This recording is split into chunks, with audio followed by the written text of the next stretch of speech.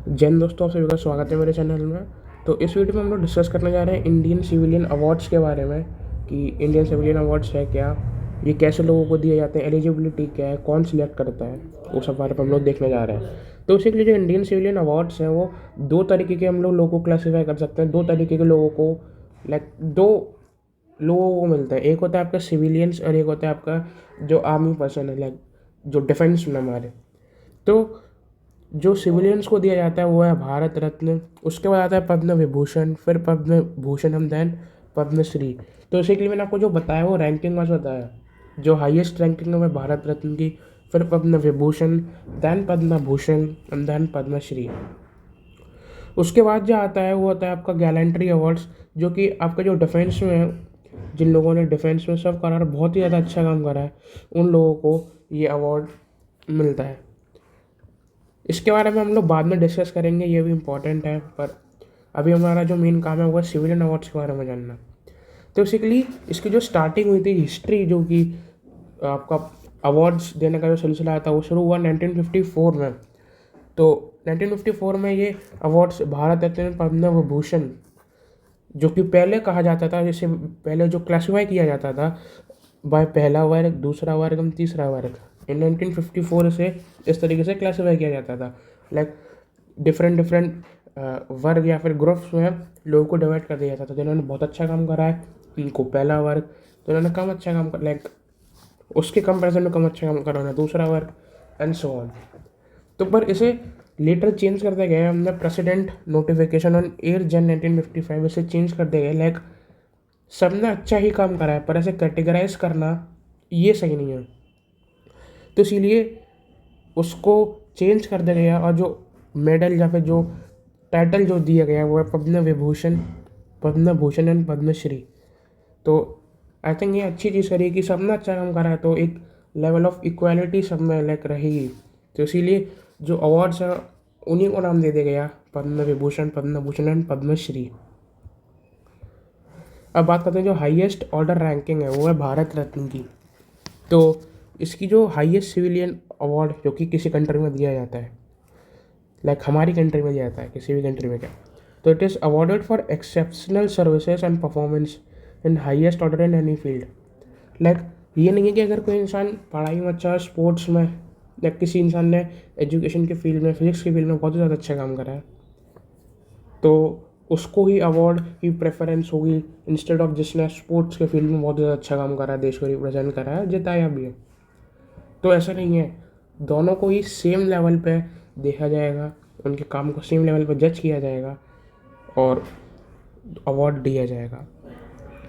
तो जो आपका जो भारत रत्न है वो recommendation of the prime minister and president of India दिया जाता है। अब जो भारत रत्न का जो मैक्सिमम लोग जो ले सकते हैं एक साल में वो है केवल 3, क्योंकि ये हाईएस्ट सिविलियन अवार्ड है, इसलिए कि सभी को दे दो। तो जो नंबर है वो केवल 3 लोगों को दिया जाता है एक साल में। और टिल डेट अगर हम लोग देखें कि जब से अवार्ड देने का सिलसिला शुरू हुआ तो तब से लेके अब तक केवल 45 लोगों को ही भारत रत्न का अवार्ड है वो मिला है। अब देखते हैं पद्मा अवार्ड्स के बारे में कि पद्मा अवार्ड्स क्या है। तो बेसिकली जो on the eve of Republic day, यानी कि जब आपका रिपब्लिक डे की शाम होती है, जब आपका रिपब्लिक डे ख़त्म होने वाला था, तो तब ये जो कि पद्मा अवार्ड्स है उसकी अनाउंसमेंट होती है on the eve of Republic Day, आपको पता होना चाहिए। तो the awards are given in 3 categories, Padma Vibhushan for exceptional and distinguish services, Padma Bhushan and Padmashri. तो वही कहा ना, जैसे कि पहले डिवाइड कर दिया जाता कि पहला वर्ग, दूसरा वर्ग, तीसरा वर्ग, पर अब जिसने ज़्यादा ही अच्छा काम करा है, जो कि बहुत ही ज़्यादा ग्लोरी लाया है कंट्री में, उसको पद्म विभूषण दिया जाता है। फिर डिफरेंट डिफरेंट लोगों को उनके लेवल ऑफ वर्क से जो कि अवार्ड सम्मानित किया जाता है। अब एक कमेटी है जो कि कहते हैं पद्मा अवार्ड्स कमेटी, जो कि डिसाइड करती है कि किसे मिलना चाहिए अवार्ड। तो ये अवार्ड है जो कि ये कमेटी है बेसिकली, ये on the advice on the constituted, या फिर जो प्राइम मिनिस्टर है वो इस कमेटी को गवर्न करते हैं, वो हेड करते हैं इस कमेटी को। अब बेसिकली पद्मा अवार्ड से जैसे हम सबको पता है कि जो अवार्ड्स जो दिए जाते हैं वो 1954 से उसकी स्टार्टिंग हुई थी। तो तब on the eve of Republic day तब हमेशा दिया जाता था, लेकिन कुछ साल ऐसे हैं, बेसिकली 4 बार ऐसा हुआ है कि awards on the eve of Republic day announce नहीं किए गए, कोई इंटरप्शन उसके बीच में आ गया था, जो कि 1978, 1979, 1993 एंड 1997। बेसिकली ये 4 बार ऐसा हुआ है कि इंटरप्शन हुआ है कि रिपब्लिक डे की ईव पे अनाउंस नहीं किए गए अवार्ड्स। तो ये तो हमने पढ़ ही लिया है कि पद्म विभूषण, पद्म भूषण एंड पद्मश्री कैसे कैसे दिया जाता है। जिसने बहुत ही एक्सेप्शनल आउटस्टैंडिंग काम किया है उसे पद्म विभूषण दिया जाएगा, जिसने उसके कंपैरिजन में थोड़ा कम काम किया है पर वो सेम ग्लोरी लाया कंट्री में, उसने सेम लोगों को हेल्प किया है, उसे पद्म भूषण, और सेम जिसने अच्छा काम करा है for the betterment of the society उसे पद्मश्री दिया जाता है।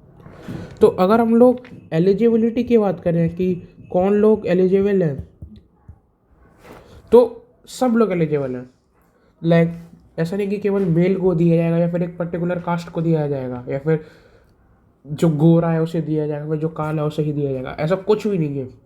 इंडिया में ऐसा कुछ भी नहीं है। इंडिया में क्या, कहीं भी ऐसा कुछ नहीं है कि विदाउट आपकी रेस, आपका ऑक्यूपेशन, आपका पोजीशन, आपका सेक्स, आपका एलिजिबल, सब एलिजिबल है, चाहे आप मेल हो, चाहे आप फीमेल हो, चाहे आप कुछ भी हो, आपको अवार्ड वो दिया जाएगा।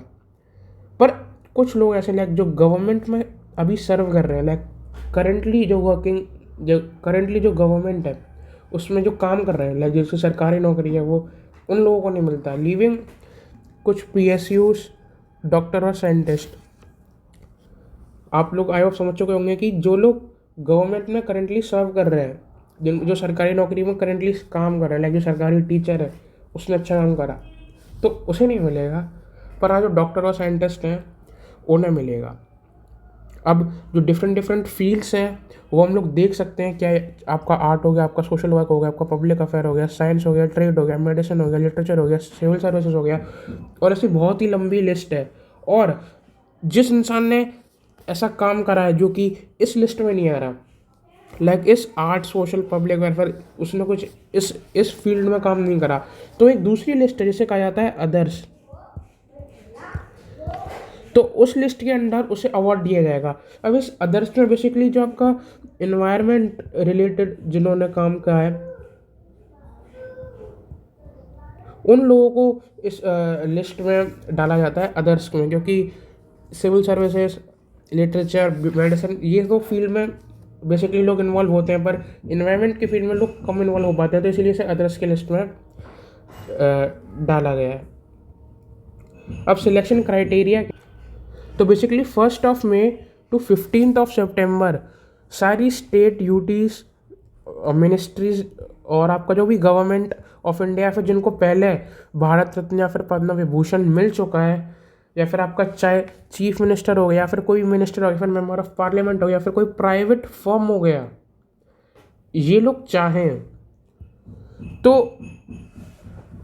अपना जो चाहते हैं, जैसे कि इस इंसान ने अच्छा काम करा है तो ये लोग चाहें तो उसका नाम दे सकते हैं for the selection of Padmashri, Padma awards basically. तो ये जो डेट है केवल 1 मई टू 15 सितंबर तक वो नॉमिनीज आ जाने चाहिए। तो जैसे कि हमने डिस्कस कर लिया कि पहले जो तो पद्मा अवार्ड्स कमेटी है वो कि प्राइम मिनिस्टर के अंडर प्राइम मिनिस्टर कॉन्स्टिट्यूट करता है जो आपका अवार्ड्स कमेटी है। तो जो अवार्ड्स कमेटी इसमें होते कौन कौन लोग हैं आप देख सकते हैं, कैबिनेट सेक्रेटरी और home secretary, secretary to the president and 6 eminent person as members. तो ये लोग होते हैं इसमें। तो अब हम लोग देखें कि क्राइटेरिया क्या है कि किस बेसिस पे अवार्ड दिया जाता है। तो बेसिकली क्राइटेरिया है एक्सेलेंस प्लस, ये मेजर क्राइटेरिया है कि किसी इंसान ने बहुत ही ज़्यादा अच्छा काम करा है किसी फील्ड में, एक्स्ट्रा ऑर्डिनरी, जिसे हम लोग कहते हैं एक्स्ट्रा ऑर्डिनरी काम अगर किसी इंसान ने करा है तो उसे ही अवार्ड दिया जाता है। वो हम लोग देखेंगे, एग्जाम्पल्स ऐसे बहुत हैं। तो किसी इंसान को जो अवार्ड दिया जाता है वो ऑन द बेसिस ऑफ उसका काम दिया जाता है instead of life time services. किसी इंसान ने बहुत ही ज़्यादा लंबा समय तक काम किया है तो उसे अवार्ड नहीं दिया जाएगा, लेकिन किसी इंसान ने काम करा और वो सोसाइटी को बहुत ज़्यादा बेनिफिट करा है उससे, हर लोग उस इंसान ने जो काम किया उससे हर वर्ग के लोगों को बेनिफिट मिला है, तो उसे अवार्ड दिया जाएगा इंस्टेड ऑफ जिसने ज़्यादा लंबा नॉर्मल काम करा है। तो अभी हम लोग उन एग्जांपल्स को देखने जाएंगे। मेरा एक्सीलेंस प्लस से कहना का मतलब क्या है कि जो मैं कहना चाहता हूँ कि लॉन्ग टाइम सर्विसेज के बजाय जिसने शॉर्ट टाइम का जिसने कोई भी अच्छा काम करा है उसे अवार्ड दिया जाता है। जैसे कि हम लोग लेते हैं यहाँ पे हरकेला हजब्बा। इन्होंने जो काम किया है वो आप देखेंगे कि ऐसा नहीं कि इन्होंने बहुत ज़्यादा लंबा काम करा है फिर ये किसी फील्ड में इन्होंने काम करा है। बेसिकली इन्होंने स्कूल ओपन करा है अपनी।